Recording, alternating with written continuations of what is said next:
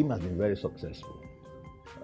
When the scheme was launched 2 years ago, and the sum of $200 million, was put on the table by the Nigerian Local Content Development Board, people felt that that was a lot of money. How long will it take you to disburse all this money? Will BOI, actually disburse the money?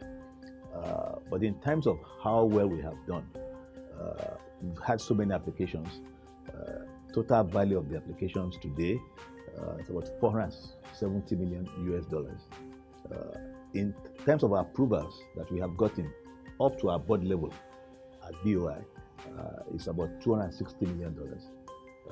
In terms of actual disbursement to date, it's over $130 million. So it's been quite successful.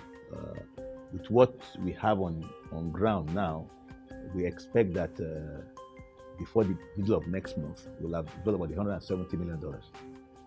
One of the things we discovered was that initially it was slow in terms of the uptake of the money, And then we did our research. Normally every quarter, we normally have a meeting with the content board, where we review how far we have gone to know the areas of improvement.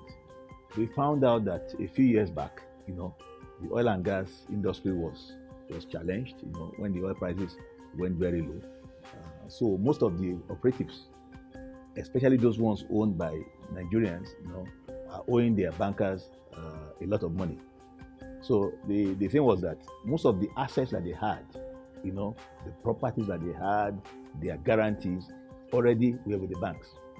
So if you are asking for people to come and take new loans, and they have not paid back the old ones, and the old banks are still holding their assets, then the capacity to borrow was not there.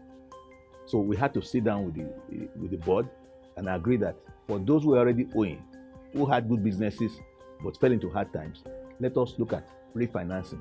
So refinancing old facilities, for those category of borrowers, was a low-hanging fruit. That has been very successful. We have probably disbursed close to $70 million, in that category.